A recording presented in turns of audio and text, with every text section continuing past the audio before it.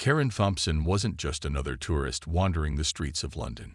She was a woman who always seemed to find herself at the center of attention, though not for the right reasons.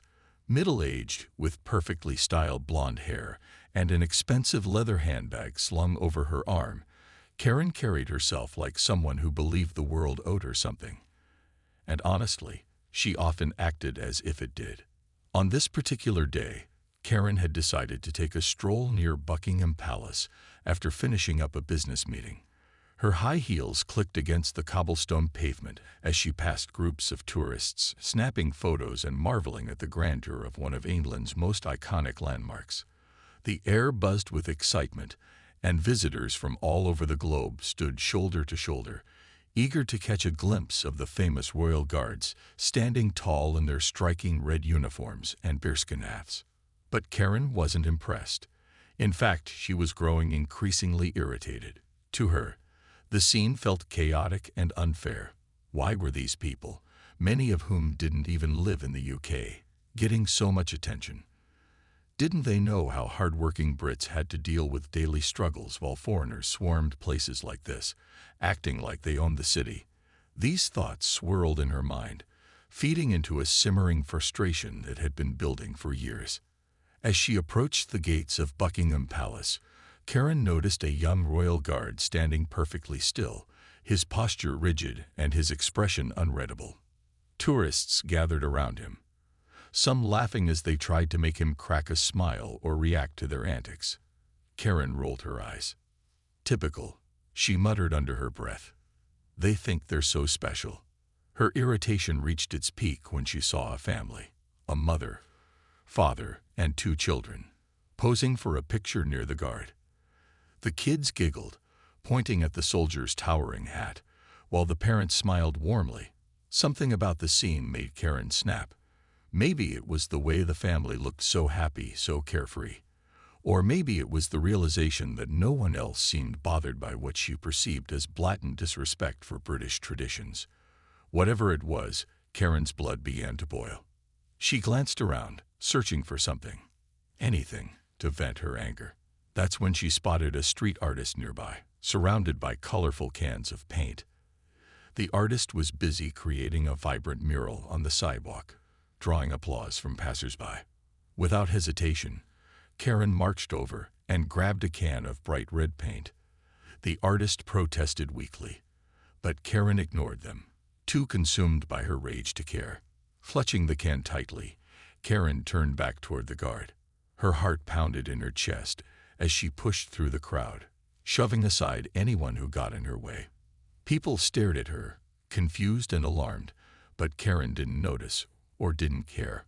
All she could focus on was the guard, standing there silently, seemingly oblivious to her fury. "Is this what you call protecting your country?" Karen shouted, her voice cutting through the chatter of the crowd. Heads turned, and cameras started rolling. But Karen was beyond reason now. With one swift motion, she hurled the can of paint straight at the guard, splattering his pristine uniform with streaks of crimson. Time seemed to freeze as gasps echoed through the crowd. What happened next would change Karen's life forever. The moment the paint hit the Royal Guard's uniform, a collective gasp rippled through the crowd. The once pristine red coat now bore an ugly streak of fresh paint, dripping down the front like a scar. For a second, everything seemed to stand still. The murmurs faded, the clicking of cameras paused, and even the pigeons perched on nearby statues stopped fluttering their wings. All eyes were fixed on Karen, who stood frozen in place, the empty paint can still clutched in her hand. The guard didn't flinch. Trained to remain stoic no matter what, he continued standing perfectly upright, his gaze fixed ahead as though nothing had happened. But the crowd wasn't so composed. A wave of anger swept over them, and people began shouting at Karen, their voices rising in outrage. Some called her actions disrespectful. Others accused her of being rude and entitled. One man stepped forward, pointing a finger at her and yelling, "What gives you the right to do that? This isn't your country to disrespect." Karen, however, wasn't backing down. Her face flushed red, not from embarrassment, but from defiance. She spun around to face the growing mob, her voice shrill as she shouted back, "Oh, come on. Don't act like this is some big deal. These guards are just standing there doing nothing while everyone else gets special treatment." Her words tumbled out in a mix of frustration and venom, each sentence laced with thinly veiled resentment toward anyone she deemed an outsider. But it wasn't just her actions that shocked the crowd. It was the tone of her voice and the things she said next. As more people confronted her, Karen doubled down, making comments about immigration and accusing tourists of taking away opportunities from real British citizens. Her remarks quickly turned into something uglier, revealing deep-seated prejudices that made many cringe. Parents covered their children's ears, and several bystanders shook their heads in disbelief. In the chaos, someone pulled out their phone and started recording. Within seconds, dozens of videos captured every detail: the ruined uniform, the stunned expressions of onlookers, and Karen's fiery tirade. Social media erupted almost instantly. Clips of the incident spread like wildfire, accompanied by captions like, "Entitled tourist loses it at Buckingham Palace," and "Racist outburst shocks London crowd." Hashtags began trending globally, turning Karen into an overnight sensation, but not the kind anyone would want.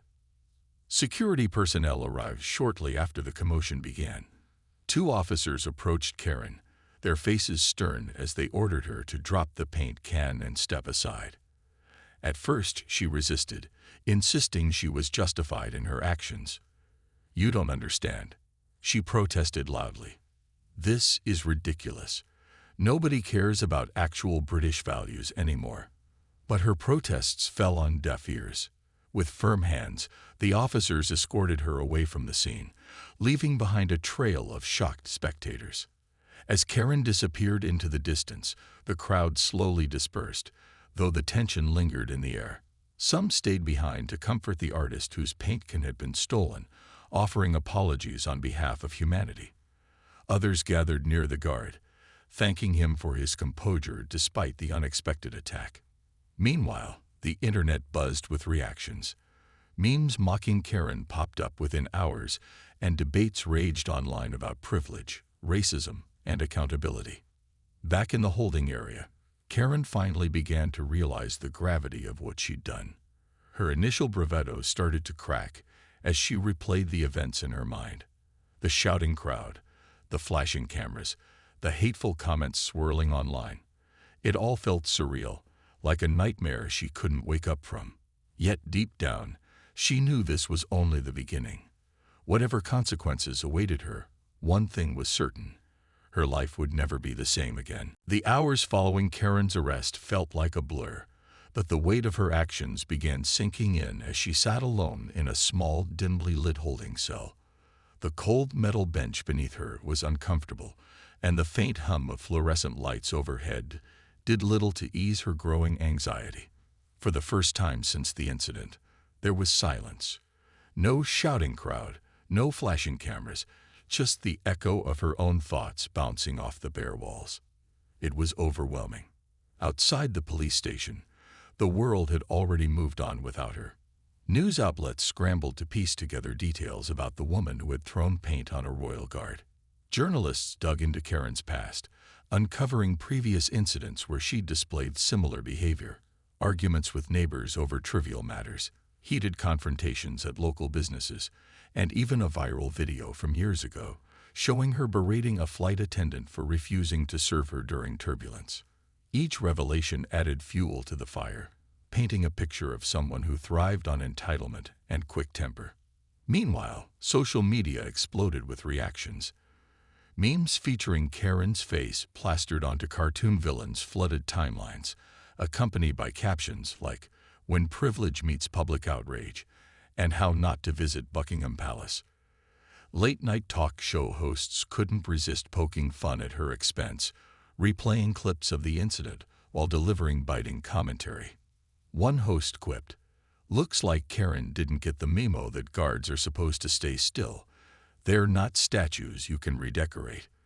The audience roared with laughter, but for Karen, it was anything but funny. Her family and friends were also dragged into the spotlight.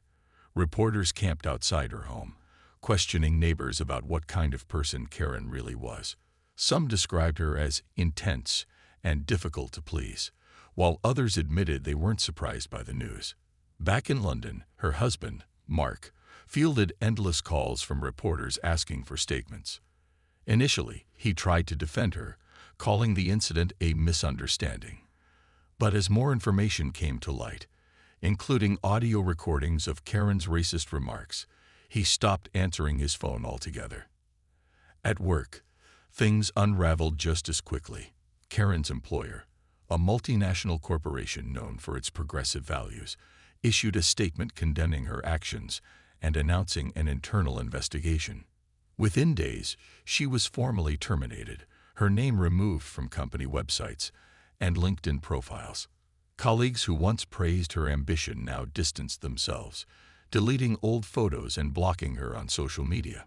Even her closest friends grew quiet, unsure of how to respond to the avalanche of negativity surrounding her. For Karen, the isolation hit hard. Sitting in that cell, she realized how quickly her life had spiraled out of control. She replayed the moment she hurled the paint can, trying to pinpoint where it all went wrong. Was it the frustration, the heat of the moment, or something deeper, a lifetime of unchecked anger and prejudice bubbling to the surface? Whatever the reason, the damage was done.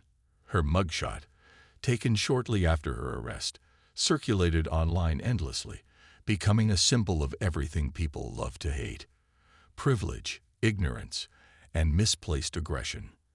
As the night wore on, Karen found herself staring at the cracked linoleum floor, tears streaming down her face. For the first time in her life, she felt truly powerless. Outside those four walls, the world had made up its mind about her. And it wasn't pretty. But the worst part, this was only the beginning. The legal battle ahead promised to be grueling, and the court of public opinion had already delivered its verdict: guilty, with no chance of appeal. Karen's day in court arrived sooner than she expected, and the courtroom was packed with reporters, curious onlookers, and even a few members of the public who had been at Buckingham Palace that fateful day. Cameras clicked incessantly as she walked in, flanked by her high-priced lawyer, whose confident demeanor seemed to contrast sharply with Karen's slumped shoulders and pale face. She wore a plain black dress, an attempt to appear humble, but it did little to soften the harsh judgment in the room. Every eye was on her, and every whisper carried an undertone of disdain. The prosecution wasted no time laying out their case. They presented video footage of the incident from multiple angles, showing Karen grabbing the paint can, hurling it at the guard, and then launching into her tirade. The clips were played over and over again, each replay amplifying the gravity of her actions. Witnesses were called to testify, including the street artist whose paint can she had stolen, several tourists who had witnessed her racist remarks, and even one of the royal guards stationed nearby that day. Their testimonies painted a damning picture. Karen wasn't just impulsive or angry. She was deliberately hostile, targeting not only the guard, but also anyone around her who dared challenge her views. The judge listened intently, his expression unreadable behind his thick-rimmed glasses. When it came time for Karen's lawyer to defend her, he argued that she had simply acted out of frustration and hadn't intended to cause harm. "My client regrets her actions deeply," he said, his voice steady. "She made a mistake, a serious one, but she is not a bad person. This was a momentary lapse in judgment, not a reflection of her character." The courtroom fell silent after his words, but the skepticism in the air was palpable. Even Karen herself seemed unconvinced by the argument, avoiding eye contact as her lawyer spoke. Despite the defense's efforts, the evidence against Karen was overwhelming. The prosecutor highlighted her history of entitled behavior, presenting screenshots of old social media posts where she had expressed prejudiced views. He also emphasized the damage her actions had caused, not just to the guard, whose uniform required extensive cleaning and repair, but to the reputation of the institution he represented. "This isn't about spilled paint," the prosecutor declared, his voice rising for emphasis. "It's about respect, decency, and accountability. What Mice Thompson did was reckless, hateful, and unacceptable." When the verdict was finally delivered, Karen sat motionless, her hands gripping the edge of the table so tightly her knuckles turned white. She was found guilty on all charges: vandalism, assault, and incitement to racial hatred. The judge sentenced her to 6 months in prison, followed by 2 years of probation, and ordered her to pay hefty fines to cover the cost of damages and legal fees. As the gavel struck the bench, a wave of murmurs swept through the courtroom. Some nodded in approval, while others exchanged smug glances, as if justice had been served exactly as they'd hoped. Outside the courthouse, chaos erupted once again. Reporters shouted questions, cameras flashed, and protesters held signs reading "Accountability Matters" and "No Room for Racism." Karen shielded her face with her hands as she was led away, her head bowed in shame. For a brief moment, she locked eyes with a young woman holding a sign that read, "Your privilege isn't a free pass." The message hit her like a punch to the gut, and she quickly looked away, unable to bear the weight of the accusation. As the days passed, Karen struggled to come to terms with her sentence. Financially, the fines crippled her. Her savings dwindled rapidly, leaving her unable to afford rent or basic necessities. Emotionally, the toll was even worse. Friends and acquaintances cut ties completely, and her husband filed for separation, citing irreconcilable differences. Alone and humiliated, Karen realized that this punishment extended far beyond the walls of a prison cell. It was a life sentence of regret, isolation, and shattered dreams. And yet, the hardest part was knowing that she had brought it all upon herself. Life after prison was a harsh wake-up call for Karen. The world outside hadn't softened toward her. In fact, it seemed even colder and more unforgiving than before. She stepped out of the correctional facility on a gray, drizzly morning, clutching a small duffel bag containing the few belongings she'd brought with her. Her designer clothes were long gone, replaced by a plain sweater and jeans borrowed from the facility's donation bin. As she walked through the gates, she felt the weight of countless eyes watching her, not just the guards and staff, but also the invisible gaze of society, waiting to judge her every move. The first thing Karen noticed was how much harder everything had become. Simple tasks like finding housing or applying for jobs turned into monumental challenges. Every landlord she approached refused to rent to her once they recognized her name. Online applications went unanswered, and when she managed to secure an interview, the polite smiles of hiring managers quickly faded as soon as her background check came up. "We'll be in touch," they would say, but Karen knew better. They never called back. Even grocery shopping became an ordeal. Strangers stared at her as if they could see her mugshot stamped across her forehead. Some whispered behind her back, while others openly mocked her. One day, while standing in line at a convenience store, a teenager pointed at her and laughed, saying loud enough for everyone to hear, "Hey, isn't that the paint lady?"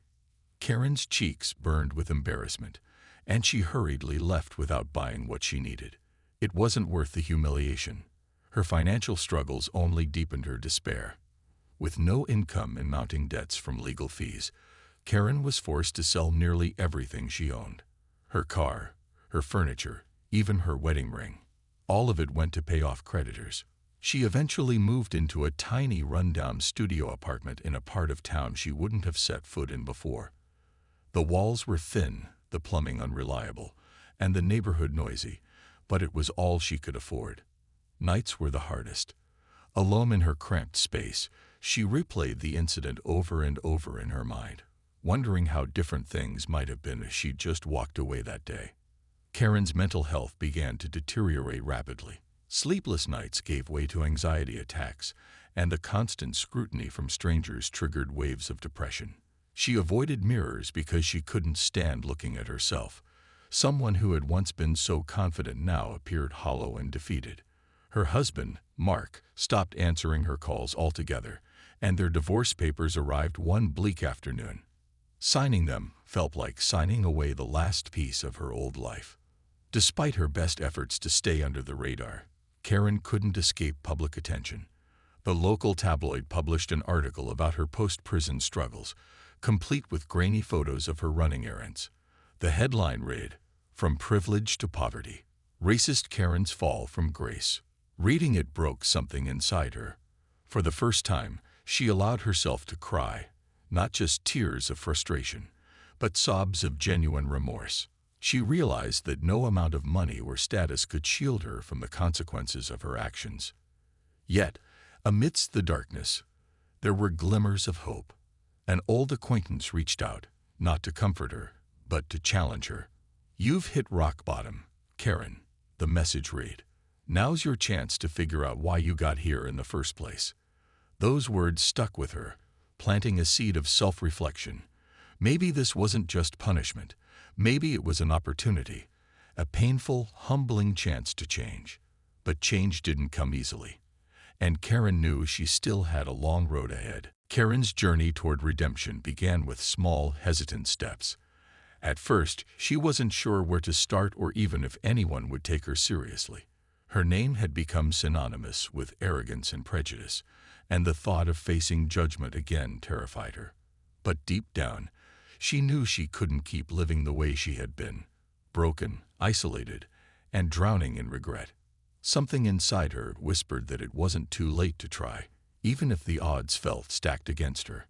Her first attempt at making amends came when she reached out to several anti-racism organizations. She sent emails explaining her situation, apologizing for her past behavior, and asking if there was any way she could contribute to their work. Most responses were polite but firm rejections. "We appreciate your willingness to help," one reply read, "but we're not convinced your intentions are genuine." Another organization bluntly told her they didn't trust her and suggested she focus on personal growth before trying to assist others. The rejection stung, but Karen forced herself to accept it as part of the process. Eventually, a small community center agreed to meet with her. Run by volunteers dedicated to promoting equality and understanding, the center offered workshops aimed at addressing implicit bias and fostering empathy. When Karen arrived for her initial meeting, she was greeted with cautious skepticism. The coordinator, a kind but no-nonsense woman named Priya, listened carefully as Karen explained why she wanted to get involved. "I don't expect forgiveness," Karen said quietly, her voice trembling. "I just want to understand what I did wrong and how I can do better."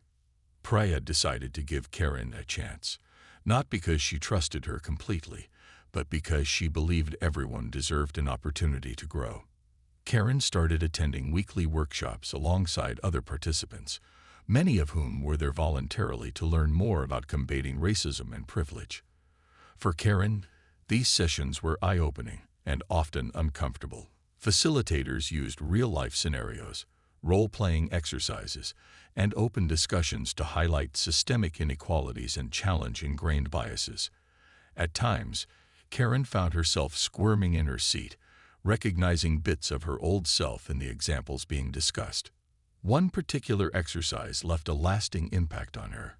Participants were asked to write down moments when they had witnessed or experienced discrimination, then share them with the group. When it was Karen's turn, she hesitated, clutching her piece of paper tightly. Finally, she spoke, her voice barely above a whisper. "I've done things, hurtful things, things I can't take back. And now I see how wrong I was." Her admission hung heavy in the air, met with silence at first. Then, slowly, someone nodded, offering a quiet word of encouragement. It wasn't forgiveness, it was acknowledgement. And for Karen, that meant everything. Outside the workshops, Karen tried to apply what she was learning in her daily life. She began reading books about race, history, and inequality, filling notebooks with reflections and questions. She joined online forums focused on personal accountability, though she kept her identity hidden to avoid backlash. Slowly, painfully, she started confronting the prejudices she had carried for so long, peeling back layers of ignorance and entitlement that had shaped her worldview. But progress wasn't linear, and setbacks were inevitable. Some days, old habits crept back in, a sharp comment here, a dismissive attitude there, and Karen had to remind herself why she was doing this in the first place. Change was hard, messy, and exhausting. Yet, despite the challenges, she kept going. Each small victory, a meaningful conversation, a moment of self-awareness, a step toward humility, felt like proof that she was capable of becoming someone new, someone better. For the first time in years, Karen allowed herself to hope, not for absolution, but for transformation. She didn't know if the world would ever forgive her, but she was determined to prove to herself that she could be more than the person she'd once been. Karen's transformation wasn't something that happened overnight, nor was it a smooth or glamorous process. It was messy, uncomfortable, and often painful, but for the first time in her life, she felt like she was working towards something meaningful. The community center workshops became her anchor, a place where she could confront her flaws without fear of judgment, or at least with enough patience from others to help her grow. Over time, Karen began opening up more during discussions, sharing not just her regrets, but also her struggles with unlearning deeply ingrained biases. One day, Priya approached Karen after a session and asked if she'd be willing to speak at an upcoming event hosted by the center. "It's about accountability," Priya explained. "We want people to hear real stories, how mistakes can lead to growth, how privilege can be acknowledged and addressed." Karen froze, her heart pounding. Speaking publicly about her, the idea terrified her. What if people booed her off stage? What if they saw right through her attempts at change and dismissed her as insincere? But as much as the thought scared her, Karen couldn't ignore the opportunity. This was her chance to show, not just tell, that she was serious about making amends. After days of sleepless nights and rewriting her speech multiple times, she finally agreed. On the day of the event, Karen stood backstage, clutching her notes, her hands trembling so badly she could barely hold them steady. She listened as other speakers shared their experiences, some raw and emotional, others hopeful and inspiring.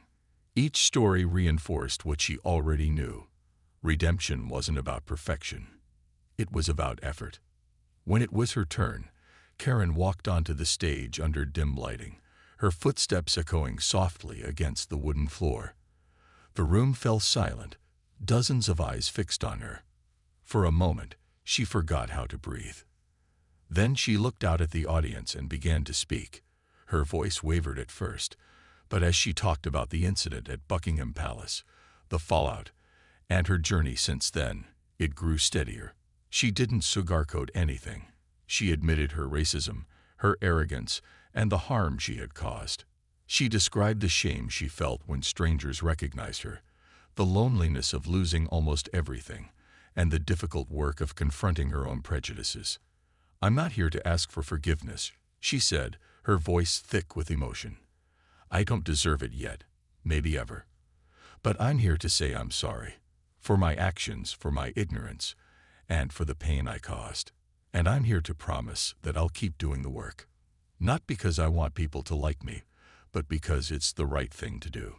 The applause that followed caught her off guard. It wasn't thunderous or overwhelming, but it was genuine, a sign that some people, at least, believed she was sincere. Afterward, several attendees approached her to share their thoughts. Some thanked her for being honest. Others admitted they were skeptical but appreciated her willingness to try. One young woman, whose family had immigrated to the UK years ago, told Karen, "I hope you mean what you say. We need people who messed up to show us it's possible to change." While the event marked a turning point for Karen, it didn't magically erase the challenges she faced. There were still days when old habits crept back in, moments when frustration bubbled over, and times when she wondered if she'd ever truly earn trust again. But she kept showing up, attending workshops, volunteering at the center, and even mentoring others who were beginning their own journeys of self-reflection. Slowly, she started building connections with people who saw glimpses of progress in her actions. Her efforts also extended beyond the community center. Karen began documenting her experiences in a private journal, writing letters of apology to those affected by her past behavior. Though many went unanswered, and advocating for causes related to equality. She realized that true redemption wasn't about grand gestures. It was about consistency, humility, and a commitment to learning every single day. For the first time in years, Karen allowed herself to feel a flicker of pride, not for who she had been, but for who she was trying to become. She knew the road ahead would remain difficult, but she no longer feared it. Instead, she embraced it, step by uncertain step. Years had passed since the day Karen hurled paint at the Royal Guard, but its ripple effects continued to shape her life in ways she could never have imagined. Sitting on a worn park bench one crisp autumn afternoon, Karen reflected on how far she'd come and how much further she still had to go. The vibrant orange and red leaves swirled around her feet, mirroring the whirlwind of emotions that often filled her heart: regret for the past, gratitude for the present, and cautious hope for the future. Her journey hadn't been easy, nor had it earned her universal acceptance. Some people still recognized her from old news articles or viral videos, their stares lingering with judgment. Social media occasionally resurfaced memes mocking her, reminding her that certain scars would never fully fade. Yet, Karen no longer let those moments define her. Instead, she used them as fuel to keep pushing forward, determined to prove that change was possible, even when it felt impossible. In many ways, Karen's transformation became a quiet testament to resilience. She continued volunteering at the community center, where she now co-facilitated workshops alongside Priya. Her role evolved from participant to mentor, guiding others who struggled with accountability and self-awareness. It wasn't always comfortable. There were days when participants challenged her sincerity or questioned whether she truly understood the weight of her actions, but Karen welcomed the discomfort. She knew growth rarely came without pain, and she was committed to facing it head-on. One of the most profound changes in Karen's life was her newfound ability to listen. In the past, she had dominated conversations, insisting her perspective was the only one that mattered. Now, she approached interactions with humility, asking questions instead of offering unsolicited opinions. This shift didn't go unnoticed. A local journalist covering stories of personal redemption reached out to profile her, highlighting her progress in a feature article titled, "From Outrage to Understanding." While some readers dismissed the piece as overly sympathetic, others praised Karen's willingness to confront her flaws publicly. One commenter wrote, "I don't forgive her, but I respect her effort. That takes courage." Despite these glimmers of validation, Karen remained acutely aware of her limitations. She avoided calling herself fixed or redeemed, knowing that such labels implied an endpoint to her journey. Instead, she embraced the idea of lifelong learning, constantly seeking ways to grow and contribute meaningfully. She started writing essays about privilege and prejudice, sharing her experiences in hopes of sparking honest conversations. Though not everyone agreed with her perspective, she found solace in contributing to discussions that mattered. On a personal level, Karen rebuilt fragments of her relationships. Her divorce from Mark remained final, but they developed a tentative friendship based on mutual acknowledgement of their shared history. He admitted he admired her efforts to change, though he couldn't forget the pain she had caused. Their conversations were rare but meaningful, offering Karen a sense of closure she hadn't expected.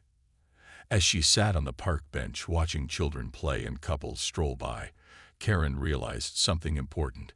Redemption wasn't about erasing the past. It was about creating a better future. She couldn't undo what she had done, but she could ensure her actions moving forward reflected the person she wanted to be.